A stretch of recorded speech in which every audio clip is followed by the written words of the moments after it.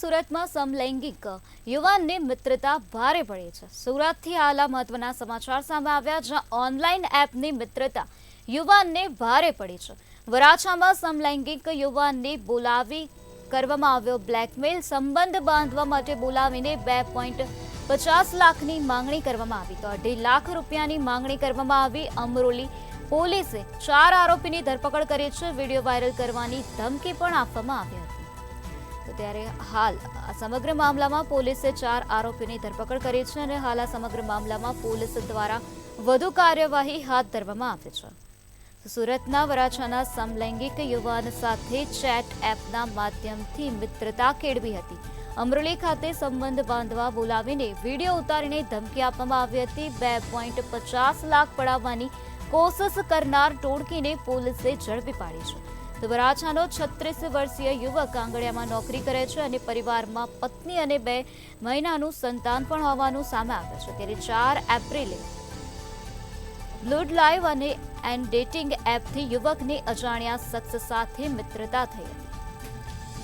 અજાણ્યાએ પોતે અમરેલીનો હોવાનું અને કોલેજમાં ભણતો હોવા સાથે સમલૈંગિક હોવાનું જણાવી મળવા માટે બોલાવ્યો હતો।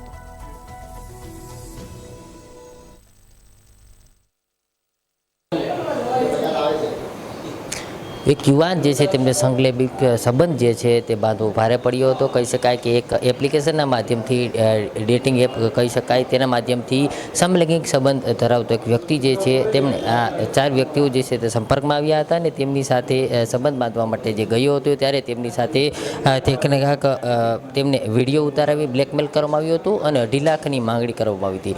જોઈ શકાય છે જે પ્રકારે આ આરોપીઓ જે છે તે પોલીસ જાપ્તામાં પહેલાં આ તમામ આરોપીઓ જે છે તેઓ ક્યાંક ને ક્યાંક આ સમલૈંગિક જે ડેટિંગ એપ્લિકેશન જે હતી તેમના માધ્યમથી આ યુવાન જે છે તેમની સાથે ભેટો કર્યો હતો અને અમરોલી ખાતે સંબંધ બાંધવા માટે બોલાવી અને વિડીયો ઉતારી અને ક્યાંક ને ક્યાંક ધમકી આપવામાં આવી હતી। તો કે આ 36 વર્ષીય યુવાન જે છે તેની પાસે પહેલાં તો 7 લાખથી વધારેની રકમ માંગી હતી, પરંતુ ત્યારબાદ 2.5 લાખ રૂપિયા જે છે તેમાં ક્યાંક ને ક્યાંક નક્કી થયું હતું। ત્યારબાદ આ જે કર્મચારીઓ જે છે આંગણિયાનો જે પેઢીમાં કામ કરતો યુવાન હતો અને ક્યાંક ને ક્યાંક તેના પરિવારમાં પત્ની અને 2 માસનું સંતાન છે। એટલે કહી શકાય કે આ સમગ્ર મામલે જે આ એપ્લિકેશન જે છે તેનું નામ છે blood live and dating application.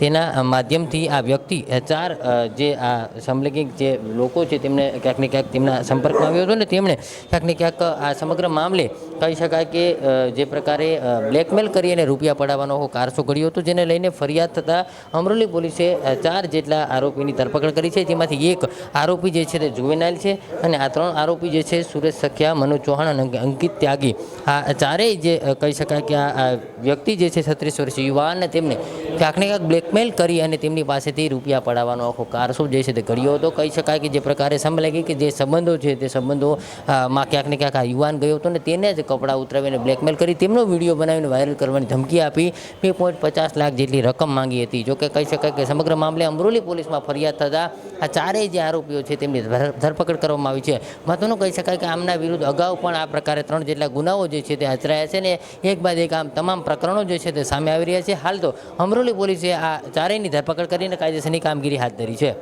Cameraman કેસી વકાસે સાથે દિયેશ પરમાર, મંતવ્ય ન્યૂઝ, સુરત।